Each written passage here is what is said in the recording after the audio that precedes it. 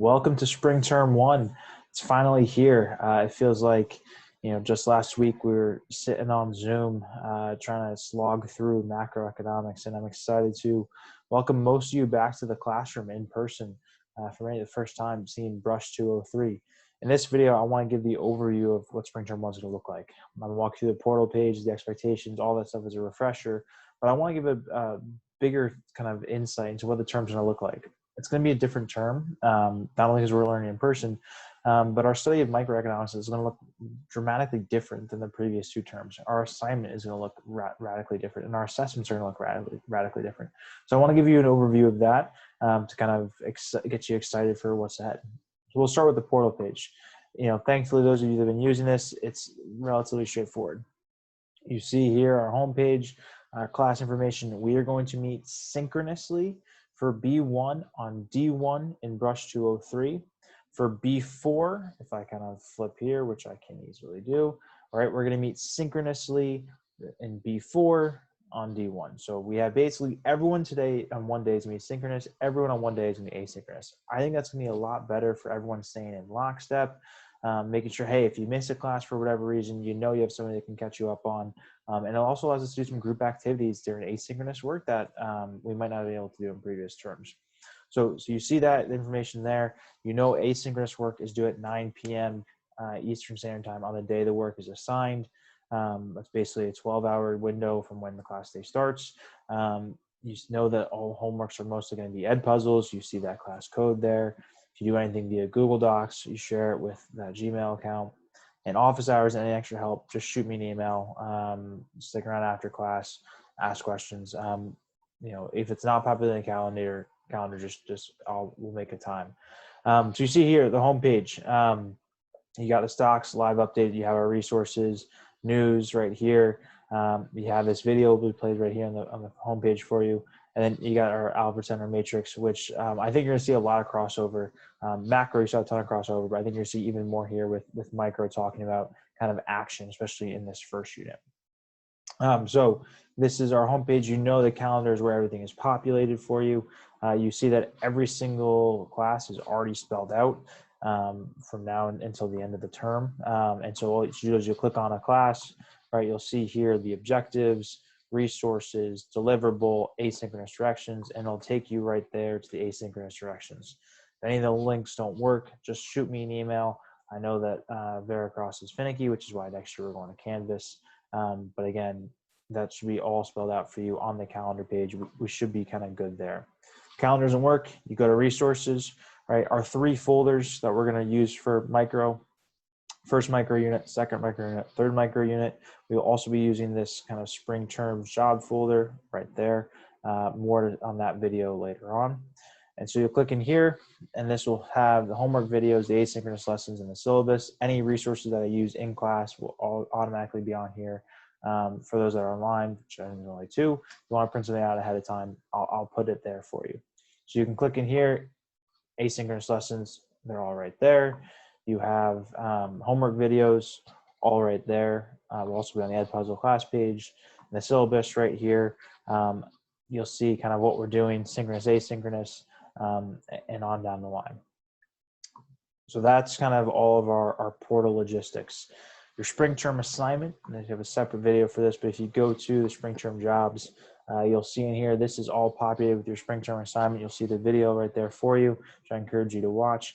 You're going to be finding the job. You'll be kind of making a budget, looking at what it actually looks like to have a job, have a working life. You'll be partnered with alumni, and a lot of really cool things. So I encourage you to watch that video, but that'll be what we're doing every single Friday. And that's like our alternative assignment for this term. So that is kind of portal logistics. That is kind of spring term jobs. Now a word on our units. We're going to be studying micro, and you'll see in here our 3 micro units. We have economics of inequality, the product market, and the labor market. Traditionally, microeconomics and CL Econ, we have done things graphically. So we've done all the graphs for the product market, all the graphs for the labor market. But this year we're going to do something different. We're going to try and make it, I'd say, very real-worldy, hands-on. And so what that means is that for this kind of first unit, if I kind of give a glance at the syllabus, right, you see that instead of spending one day on economic inequality, which is what we've done previously, we're going to look at income inequality through a bunch of different lenses. So things like water, housing, food, healthcare, um, and then philanthropy in action. We even have a guest speaker coming. So Monday night, March 15th, we have somebody from Hands On Hartford's going to be talking to us about homelessness. We're looking at kind of economic lens. And then that asynchronous class is pretty much a class release for that speaker. You'll just do a quick little discussion post reflecting on it. But so each day is going to follow a similar kind of form. The emphasis is going to be much more on the discussion and the process as we work through, economic inequality. So it'll be a little bit of the kind of econ definition. What are some vocab terms? What do we need to know? Then it'll be some data exploration. That'll be kind of a good bulk of class. And then will be some discussion. Why does this matter? What can we do about it? What should we do about it? What are some kind of economic approaches to it? So for instance, the inequality of food, you can look at this problem of inequality of food through the lens of price. You can look at it from the lens of food waste. You can look at it from the lens of overproduction. You can look at it from the lens of subsidizing farmers. So a lot of really cool opportunities for us to explore, I think, very real world hands-on stuff. And so that's going to be kind of the theme of each unit. So I walked you through kind of inequality. Our second unit, we're going to be looking at the products market, and the products market is goods and services being produced. And you see nothing's populated yet, but we'll be looking at whether Google is a monopoly. We'll be looking at kind of marketing and how firms market in this new digital age. We'll look about kind of antitrust regulation. And again, that's kind of this idea of digital antitrust.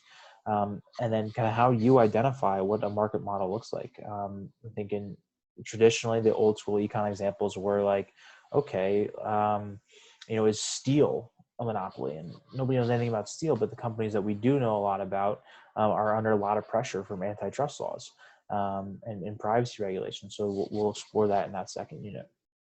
And in our third unit, we're going to look at the labor market. Traditionally, as the econ labor market is just, look at two graphs of perfectly competitive monopsony. The reality is the labor market looks dramatically different than that. So we're going to look at kind of how wages are determined, how workers have power and how firms have power. We'll look at job mobility. We'll talk about minimum wage in kind of the first unit, but the labor market will have an idea of kind of pay gaps and kind of gender disparity, and looking at, there's a really good study from the MTA up in Boston when it comes to wage disparity that we'll take a look at. So again, we're trying to make these units much more hands-on, much more tangible, a little bit more discussion-based as well. Not really doing any graphs, not doing any FRQs or any multiple choice. And that's kind of where I'll close here with the assessments. The assessments are going to be different. Previously you have multiple choice in a set time period. You have an FRQ in a set time period. Instead, the assessments are going to be the same format for each of the three assessments: one on inequality, one on market models, and one on the labor market. And basically, we're going to give you a real world scenario and ask you to analyze it through the lens of all the different things that we've talked about. So for instance, if we go back to, is Google a monopoly, right? That might be the question, and you'll kind of analyze what are the evidence for, what are the evidence against, and kind of how do we evaluate this with the kind of the process. The verdict isn't as important, right? I'm not necessarily concerned whether you think Google is or is not a monopoly. Rather, how you go about making your argument, the way in which you use the vocabulary, that's things that I care about. And so this term is going to be much more discussion-based. This term is going to be much more research-based. It's going to be very data-driven. It's going to be more, I think, tangible. And where you have pockets where you're more interested in things, we're going to hopefully provide resources for you to dive deeper. Like if you are super passionate about healthcare, that topic in terms of the overall scope of inequality is something that I hope you pursue deeper. If you're more interested in, shelter, that's something that, again, I hope you pursue deeper. The opportunity to kind of look at kind of whatever that final assessment is through more of that lens. And hopefully assessments being similar in kind of pattern and style, you'll get some feedback from the first one, improve upon the second, and then improve upon the third. It's also going to kind of, I think, stretch your economic capabilities in terms of more writing. It's a more process. How do I evaluate? How do I analyze? How do I incorporate research and data, which are all things you will do as you kind of continue your economic journey. So that is kind of the assessment, and that means that class is going to be conducive to that. We're going to have, we're going to have debate. We're going to have more conversation. We're going to have more discussion, and I want you to be able to interact with one another.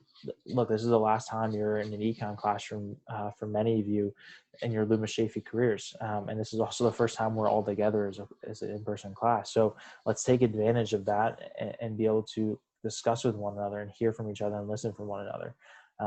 So really excited for this term. It's going to be a very different term, but I think you have a lot of great things coming. Stay on top of deadlines, stay on top of your jobs assignment. That's going to be a big, bulky assignment, but one that you really sink your teeth into, you're really going to enjoy. Any questions, shoot me an email, hop on Zoom. I can have office hours, whatever you need. Just reach out and we can make it happen.